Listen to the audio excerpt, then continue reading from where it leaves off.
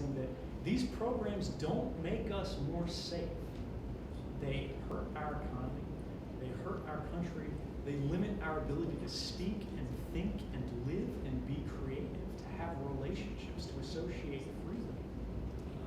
And they're going, this doesn't make us more safe, it makes us less safe. It puts us at risk of coming into conflict with our own government. And there's a far cry between legal programs, legitimate spying, legitimate law enforcement, where it's targeted, it's based on reasonable suspicion, an individualized suspicion, and a warranted action, and sort of dragnet mass surveillance that puts entire populations under sort of an eye that sees everything, even when it's not needed. Want to support.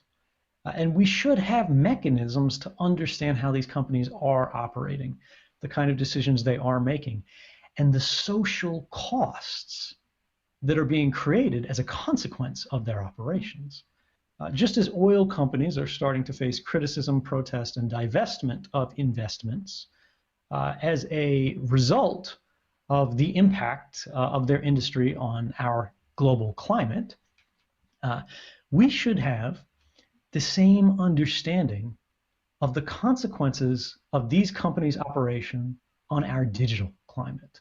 But right now, it's too opaque. We don't see how these things are operating, and it makes it difficult to say who are the good guys and the bad guys. And I think that has to change. Yeah.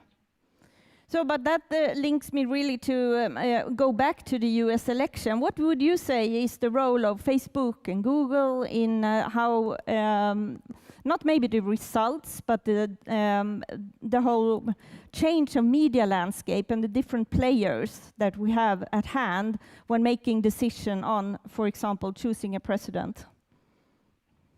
I think, you know, I've spoken about this one before, and the way that I went at it was I said, look, if bad posts on Facebook or Twitter or Google can change the results of our election, that's a sad indictment of our democracy, even more so than it is of Facebook or Google.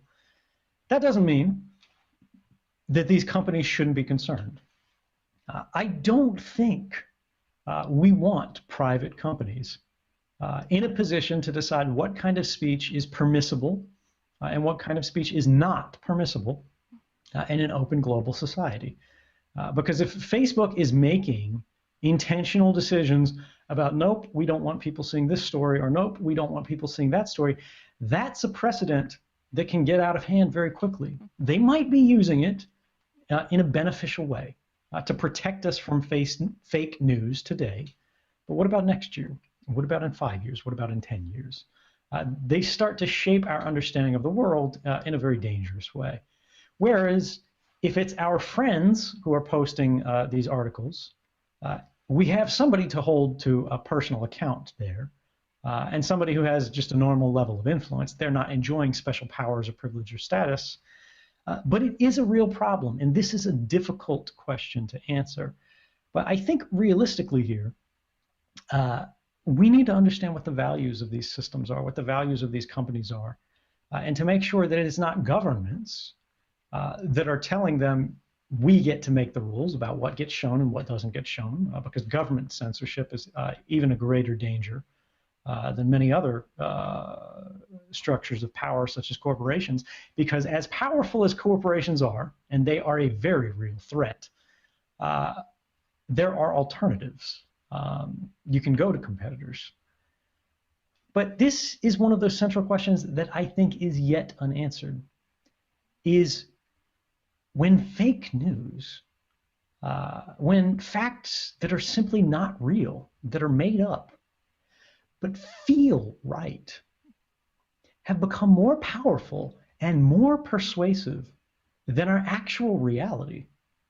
What does that mean about our civil culture and our appreciation for real knowledge, meaningful analysis, and ultimately our belief in basic matters of science, which is that all things should be tested, and that which can be asserted without evidence can and should be dismissed without evidence.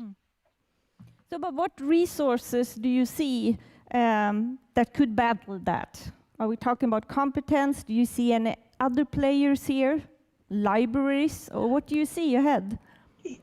Yeah, I mean, again, this is a very complex space. One of the central things is we have to be aware that these things are actually happening, that it's not speculation, that it's not conspiracy. And this is what we saw in 2013. This is the reason so much of the internet had this soft, exposed underbelly that was so vulnerable to surveillance. Was if you went out in the public and you said that every communication from every person in the world that crossed U.S. lines was being collected and stored and traded around like baseball cards with all of these other countries, even if the government knew it was unlawful to engage in these activities, they'd look at you like you were crazy.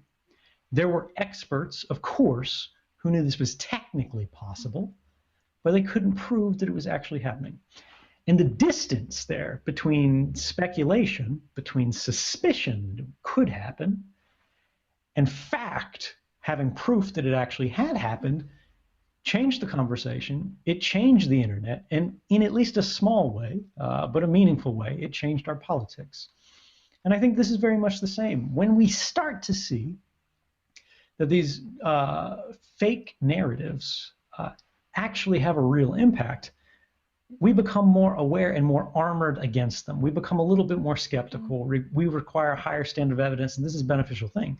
But you mentioned libraries there, and I think that's actually a critical role that we haven't thought about that much.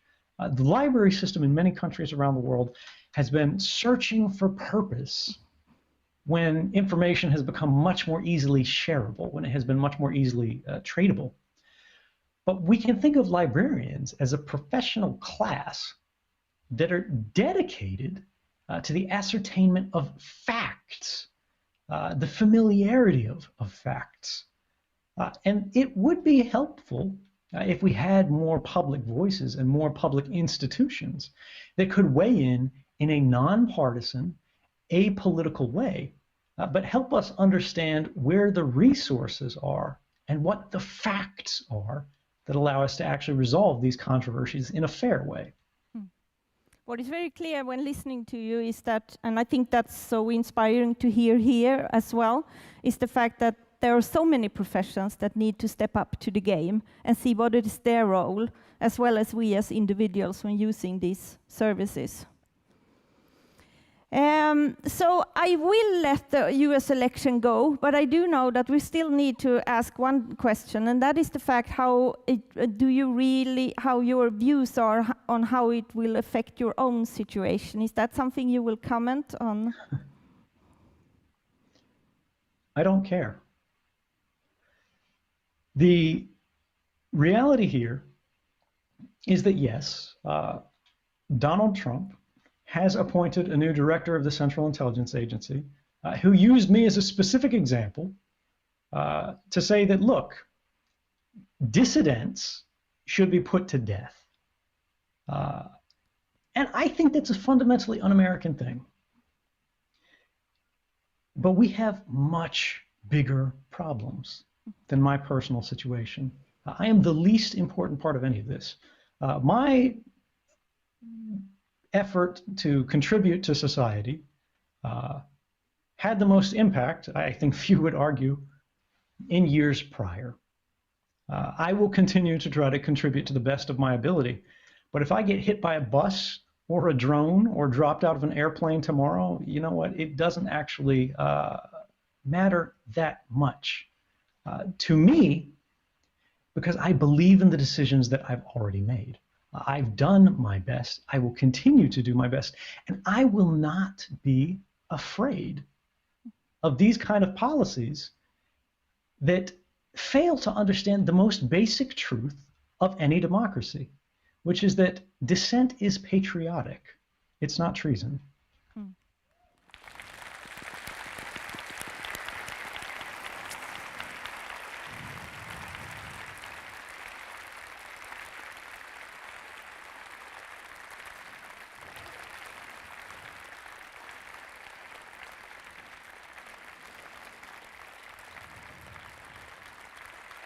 I let them applaud you. So you feel our warmth from here. But let's go back then. When you decided to blow the whistle, you choose to turn to journalists. Why? Yes. I was concerned about my own political biases because when I was thinking about how we got here, again, sort of the original sin that led us to this series of mistakes, it was that we didn't have enough voices in the room. And when I was making these decisions, when I came to the belief that these programs were actually a violation of human rights, they were against American values, and they had violated not only the laws of the United States, but the Constitution of the United States, that this was an opinion of one. I went to colleagues, co-workers, I went to my bosses, and I showed them evidence of these programs and said, do you think this is right? And of course they went, no, but that's not really our place. And I think in a way they were right. It's not the place of any one person alone to make these decisions because they could be wrong. I could have been wrong. But that doesn't mean that you're silent. What that means is that you try to construct the same system of checks and balances that's supposed to keep our government upright, to keep us as individuals, even as dissidents, to the same standard of accountability. And so rather than acting on my own and publishing information on the internet directly, which I've been criticized for, and it's fair to say, right, this individual's acting as a gatekeeper, they're not sharing everything the public should decide. It's a fair criticism. But I believed personally that some of this information was legitimately classified, but it did also need to be considered in understanding how the operations of all these programs work, where the line was between permissible and impermissible.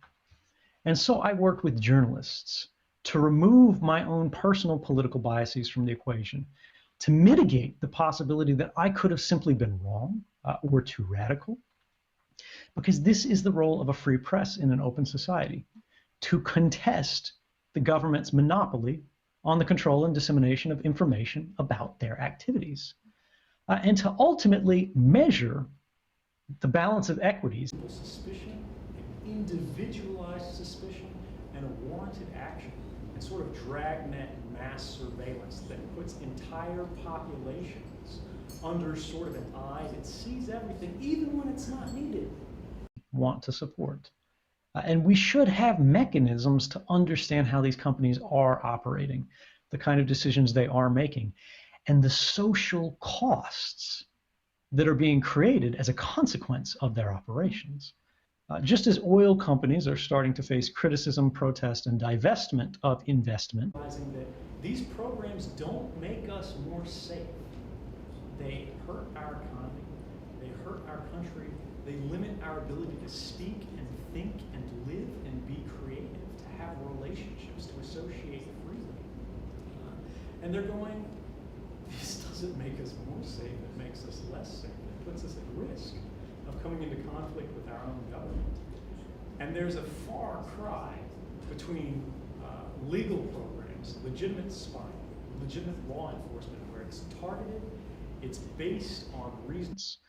As a result of the impact of their industry on our global climate, we should have the same understanding of the consequences of these companies' operation on our digital climate.